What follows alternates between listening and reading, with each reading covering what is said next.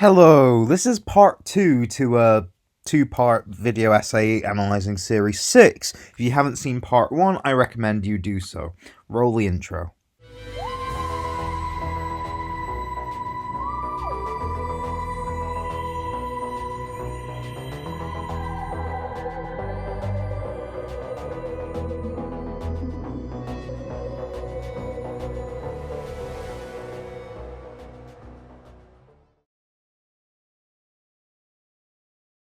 So, now we're on to the mid-series break, and I'm discussing it because I'll hand it over to past me for this one. To mimic the mid-season break that happened during the summer of 2011.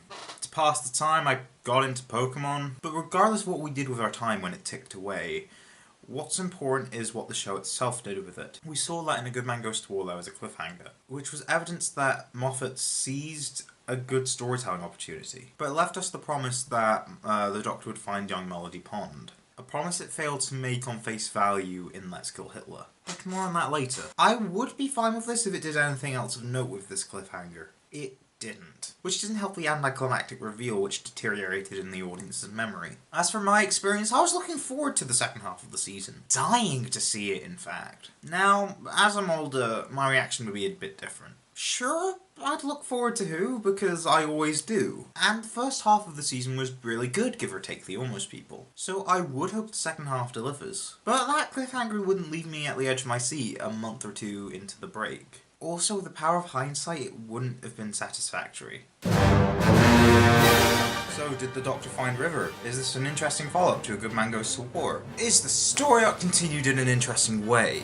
Either way, this story sounds like it will deal with the idea of going back in time to kill literally Hitler, a common time travel stereotype that was fully explored in Genesis of the Daleks, but here we're dealing with actually Hitler. Immediately I see an issue. This episode is dealing with potentially two very different things. One is interesting, the other can go in any direction. One will be an A-plot, the other a B-plot, but both deserve to be the A-plot, so the other will naturally suffer as a result. So how did this episode as a whole go? Well, let's say I'd rather watch the Tesseract stuff, as opposed to the River stuff. So, the Hitler angle is completely sidelined as soon as Hitler gets locked in the cupboard, which happens about a third into the runtime.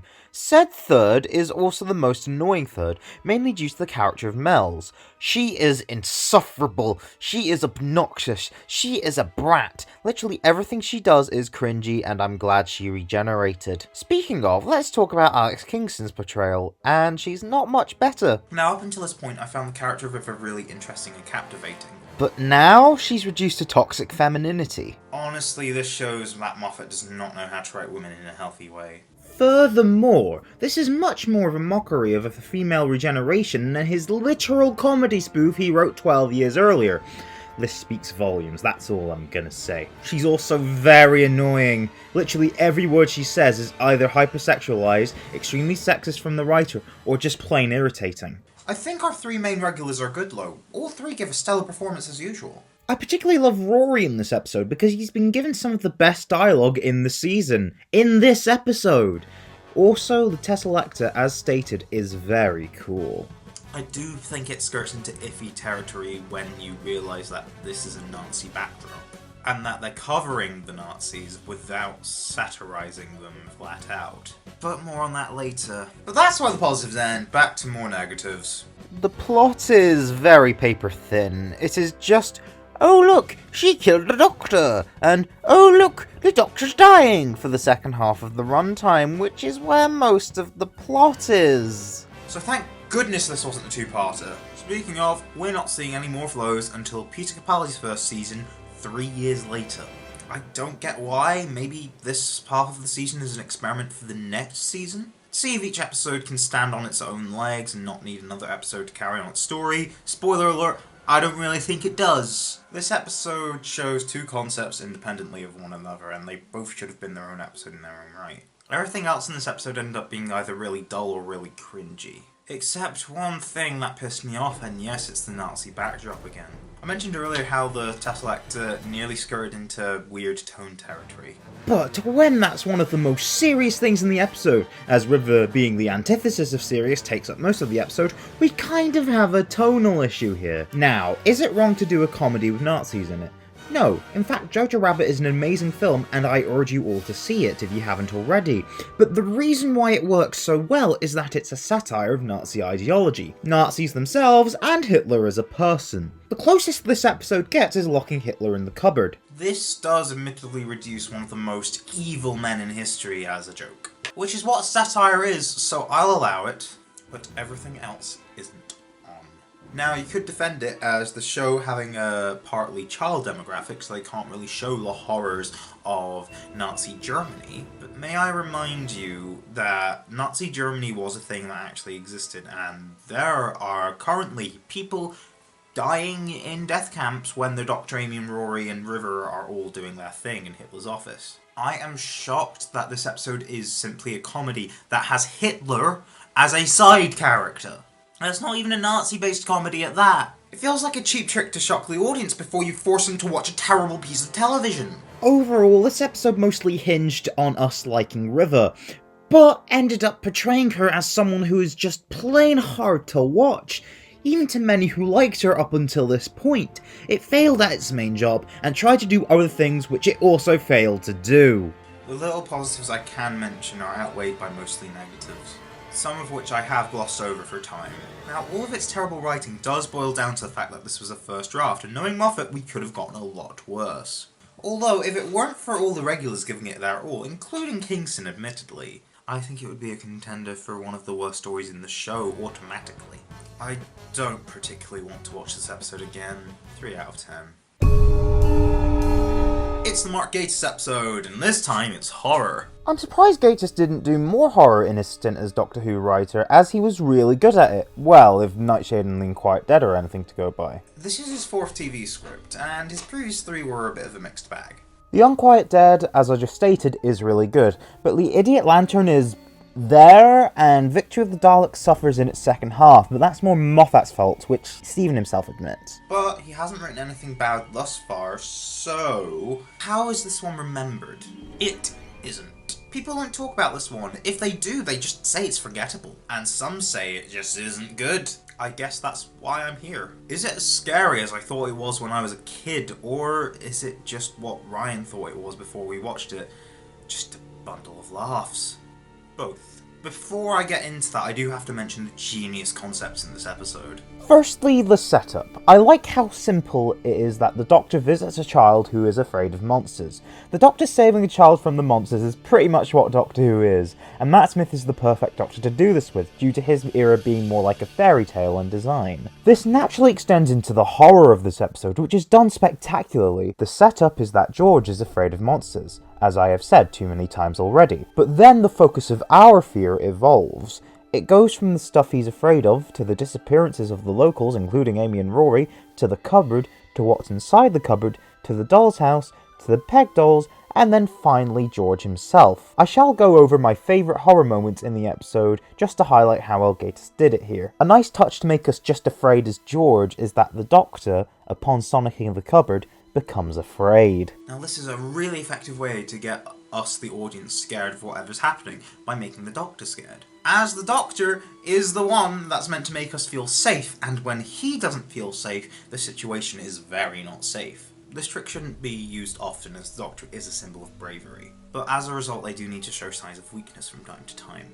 That shows true bravery. Another great scene is the scene where Alex realises that George can't have been born, due to George's mother not being able to have children. This puts focus on George and makes us scared of him, because the two protagonist characters are scared of him as he is an anomaly. Let's speak about Amy and Rory. They're mostly stuck in the doll's house. The slow reveals about them being in a doll's house is creepy, including the dolls themselves, which I'll get to. Karen Gillan and Arthur Darvill's chemistry is on point here. You really feel like they're a married couple in this one, and they don't even need to do their usual kissing and hugging and fuck. The peg dolls are creepy. First of all, they just look creepy and gross, which makes sense as they've probably withered away for years on end. Second of all, they're one of those monsters that in a way converts humans into them, not too dissimilar to the gas mask zombies from The Empty Child. Finally, their personality is that of a child, but in a forced, blissful innocence, which wouldn't be a very nice existence to lead. In short, they are sociopathic zombies that give off the uncanny valley. Also, the transformation is very unsettling. Now, as much as I love this episode, there are some drawbacks. First of all, Alex is a fucking idiot. Why did he and his wife think it was a good idea to lock the things George didn't like in a cupboard? Perhaps they wanted to show him that they're gone instead of monsters roaming loose like they would if they trashed them? Okay, that's dumb, but let's roll with that. But why keep the cupboard in his room? Sure, George gets to see all the monsters locked away, but they're locked away inside his room. And this will have negative associations with the cupboard. Now, of course, Alex wouldn't know about the negative psychic energies emitted from the cupboard, but the psychological effects it would have on George should have been spotted miles away. Speaking of Alex, the next point I have to make hinders my enjoyment of the episode beyond a simple nitpick. Now, that is the comedy. Now, as I said, the horror is great. In fact, it's so good the children will be terrified. So, for that exact reason, that's why even Blink and Silence in the Library would have comedy elements in it, but they're subtle. Characters trying to lighten the mood. Here, it's literally just Matt Smith and Daniel Mays bouncing off each other in a comedy bit akin to...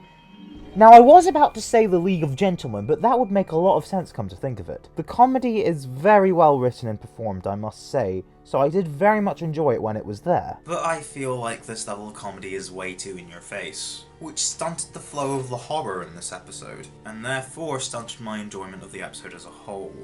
Not by much, but it still did. The final scene between the Doctor and Alex works, though. Speaking of the ending, my final, although minor criticism, is the episode's ending itself.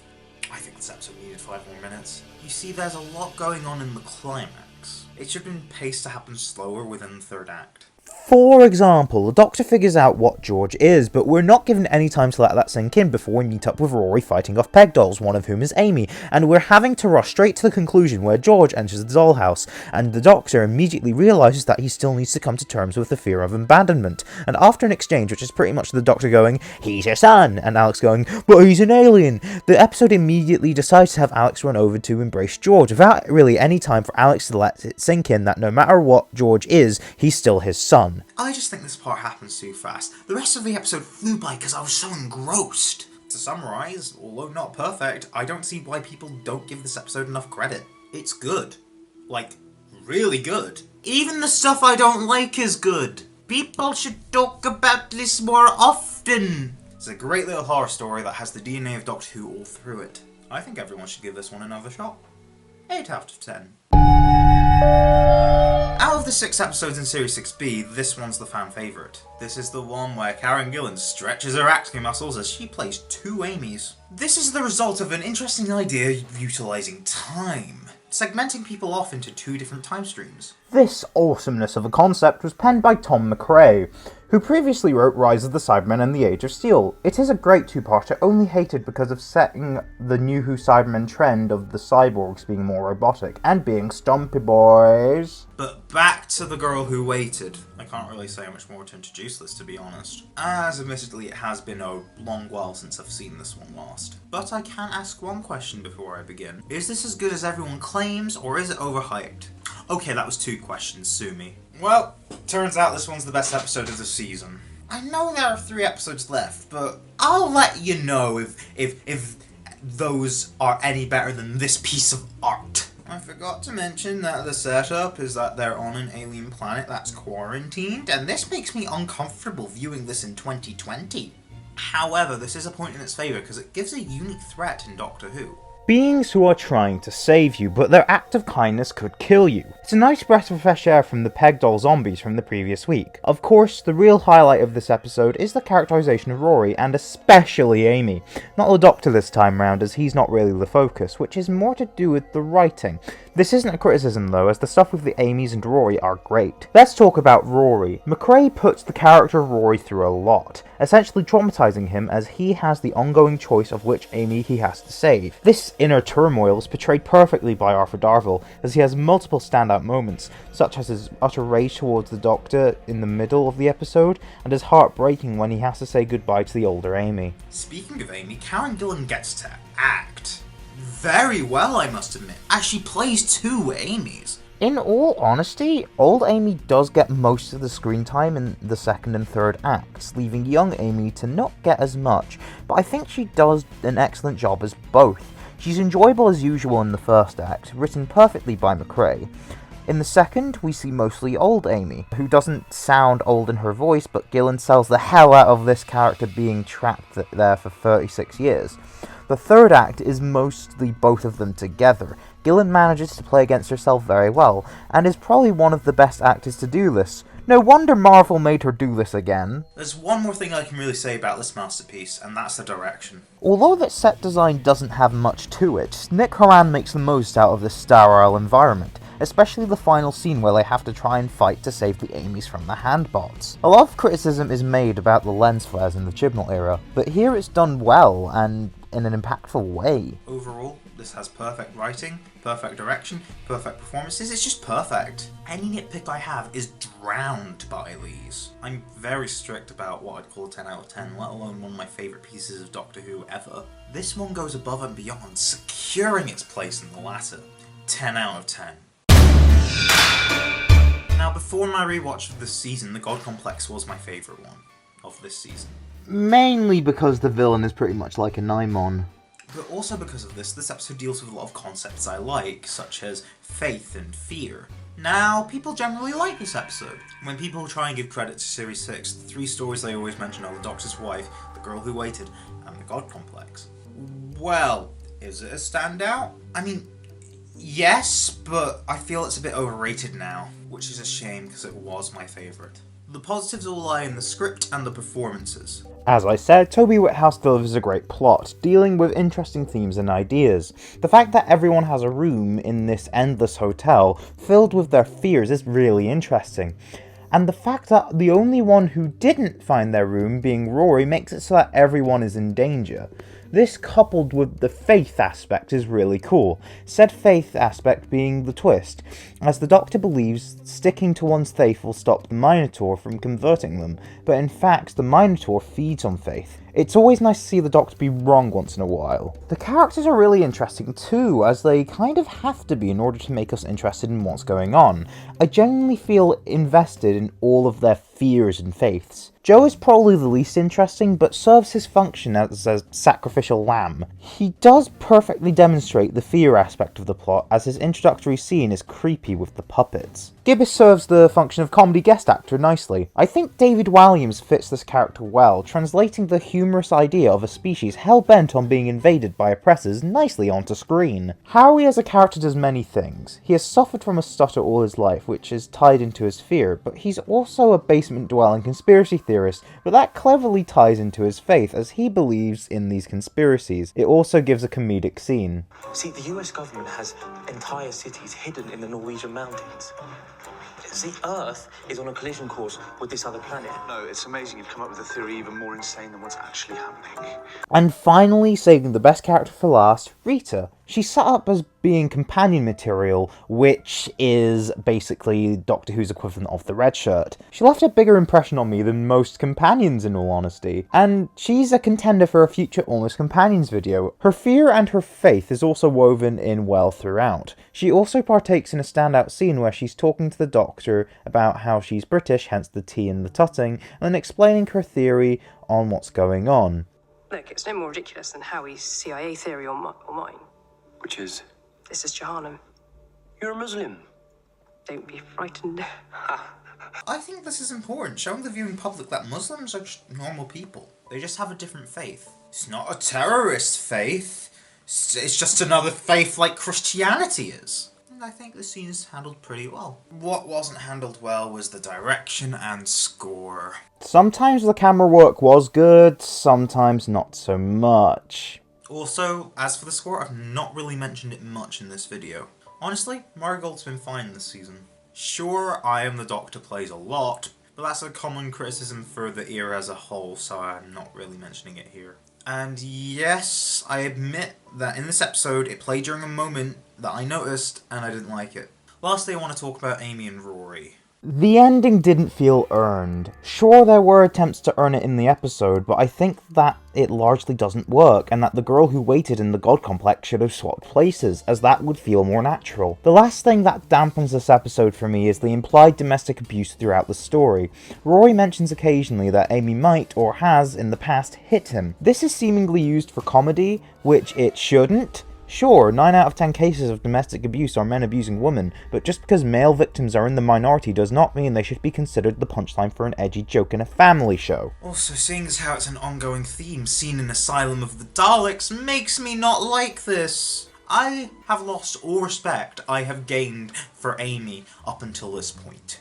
I like her in most episodes, but not in this one, and not in Asylum of the Daleks. But overall, I do think there's a lot to like in this episode, more than there is to dislike. It's just there are certain negative aspects that are quite noticeable. That doesn't necessarily bother me, but it may bother you. So unfortunately, it may have spoiled this episode for you, but I still think it's an enjoyable watch, in my opinion. 8 out of 10.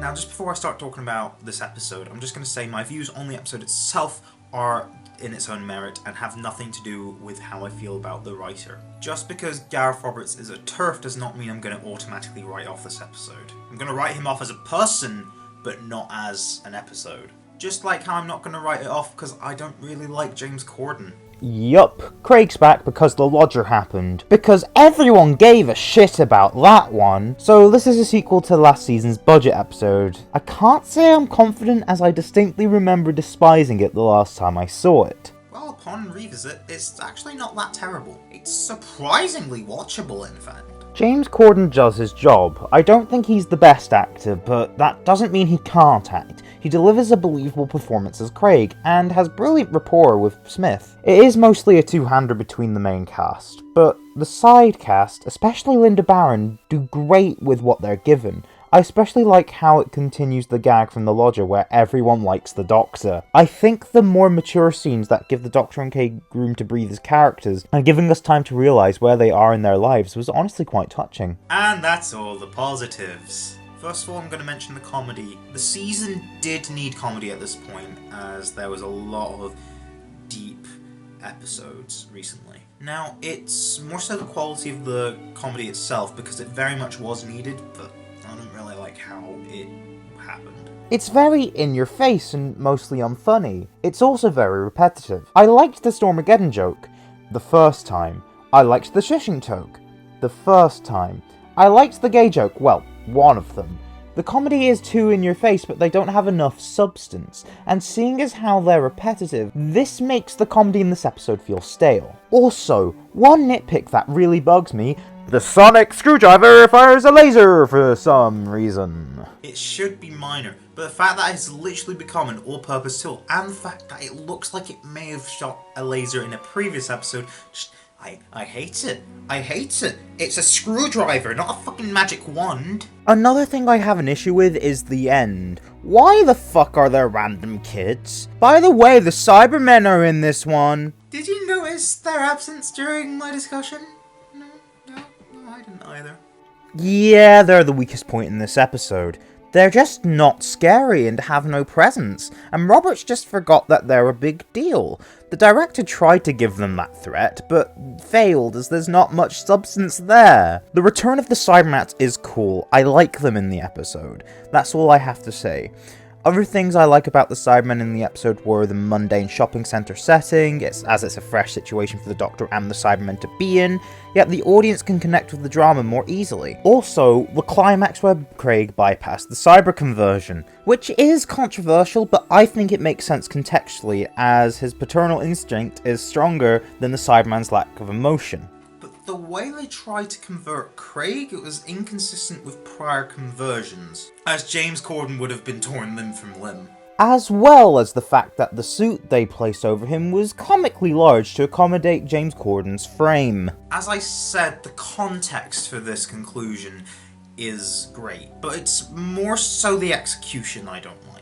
Also, the Cybermen's plan just isn't there, just not at all. This all ties in with the lack of presence in the episode. They feel like side characters in a story where they should be the villain.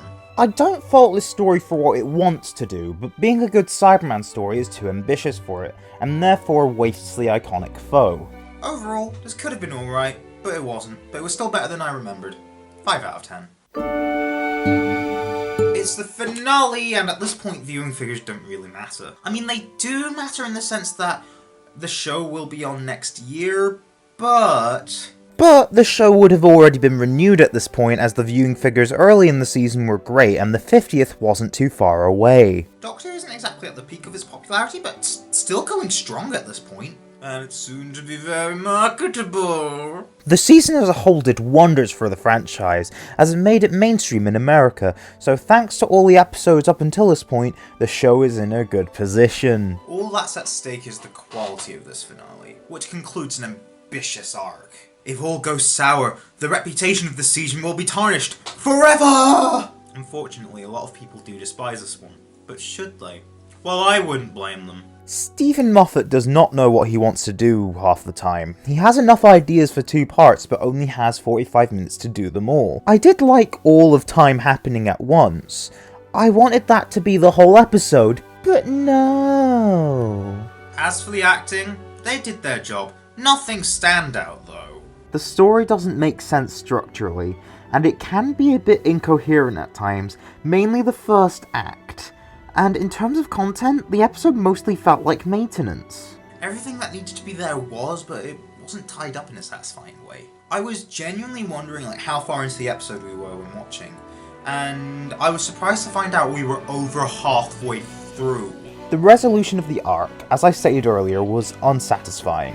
The mysteries surrounding Madame Kavarian weren't really solved, and when they were, I just didn't care. As for the question that should never be answered, not gonna lie, I like it. Playing into the show's title is a unique way to add mystery, but basically making it about finding out the Doctor's dead name is just a bit weird. Why is it important? The Doctor is his name, and it's his reputation. Why on earth would that of all things be valuable? I wish we got answers, but instead they get pushed back, and we have to find out what Trenzalore has to do with anything, but that's a whole other issue that the Moffat era as a whole suffers from. But more on that when I wrap this video up. Overall, the wedding of the... Overall, the wedding of the River Song's just a mess of an episode, and it was just there. And it also needed to be a 2-parter, so that's why I'm giving it a 4 out of 10. The whole point of this video was to look back at this season and determine whether or not the fan backlash was justified or not. So, was it? Well, yes and no. On the one hand, the season hinges on an arc that didn't really work, but on the other we have some of the most creative and fresh Doctor Who stories we've had up until this point, and the show hasn't really felt this creative or fresh much since then. I feel like most people nowadays would state this, but I still feel like people are overly harsh about this season. There are more stories that are worth talking about than just the Doctor's wife, the girl who waited, and the God Complex. If people banged on about anything else, it would be the opener. Yes, it's not perfect, but a lot of that is to do with the arc, and the Doctor brainwashing the human race to partake in a genocidal crusade, but those are the only real negatives, and anyone should get a kick out of it. The Curse of the Black Spot is the definition of family entertainment. It wasn't trying to be the best story, and in all honesty, people treat that as the worst thing a story can do, but it doesn't really commit any sins. The Flash 2-parter did actually have some good elements to it. It did fail to expand on all of said good elements, but it still handled what it bothered to do well, and people who mark it down for the terrible CGI are being overdramatic. Well, give or take one scene. A Good Man Goes to War is only really remembered for the anticlimactic twist that they say ruined River Song. I disagree with the latter statement, as that only made her less mysterious. What ruined her as a character was the next episode. Night Terrors is the most underrated Matt Smith story. No one talks about it, despite there being a lot to discuss. Mostly good at that. Heck, even Closing Time had value to it. I know I ranked it as average, but only because it handled the Cybermen poorly, not because of the rest of the episode, which was actually alright. The only real inexcusable episodes for me are Let's Kill Hitler and The Wedding of River Song, mainly because the former was literally just a first draft, and the latter just wasn't planned. A lot of people hate on the arc, and I do get why, but I don't think it failed on what it was trying to do. It just failed at how it ended. It tried to make the Doctor's place in the universe mean something, and tie that into the origin story of River Song. Although, as I said, her precise origin story was underwhelming, I actually really like the aspect that she was designed to kill the Doctor. It's a direction that fits with the arc, and actually makes her more interesting. I do think we should commend how well this arc was handled, although it is far from perfect. It started off strong, and Let's Kill Hitler didn't ruin the arc, it was just a bad episode, but the developments were strange and the conclusion crashed and burned. Moffat needed 2 episodes to achieve what he was trying to do, let alone what he needed to do. What I mean is that he doesn't resolve his arcs properly. Moffat has a tendency to leave us with more questions than answers. That's his tactic to keep us on board. It's cheap, and it just causes there to be more questions than anyone can satisfyingly answer. Moffat gets compared to J.J. Abrams a lot, so does Chibnall to be fair, but the reason why Moffat has these comparisons is because Lost did the same thing. With the power of hindsight, both Lost and the Matt Smith era of Doctor Who didn't lead to anything satisfying. Moffat doesn't plan ahead with his run, which leads to unsatisfying conclusions and not very good character beats. Speaking of issues prevailing through Moffat's run, and more precisely Matt Smith's time as the Doctor, is the more sexual-based comedy/drama. Here I'm on about the domestic abuse between Amy and Rory. I didn't touch upon this in the God Complex due to it coming up again in the Time of the Daleks, but here it's played for comedy, which invalidates male domestic abuse victims. Which, I may remind you, is 1 in 10 people who suffer from this horrible, horrible acts of cruelty. In all honesty, that is my main problem with the Smith era. But, although these 2 giant issues are really bad, if that's what's stopping you from watching the season, then I do think you're really missing out. There are so many enjoyable episodes here, really interesting sci-fi concepts, and also beautiful character pieces. If you think this is anywhere near the worst New Who season, then you better justify that by saying you prefer pretty much the majority of the other seasons, because otherwise, I don't agree with you, I'm sorry to say. After doing this rewatch, I've discovered something about myself. The fact that people demonize me over a certain opinion I'd hold. Series 6 of the revival of Doctor Who, also known as the 32nd season overall, also known as Matt Smith's 2nd season, is a good piece of television, and I am proud to admit that. I really like Series 6, and I hope if you watch it again, you will too. Thank you all for watching this video, and remember to like, comment, subscribe, share as usual, ring the notification bell, and follow us on Twitter to keep up to date with all of our uploads. I shall see you next time. I hope you enjoyed this video. Take care now.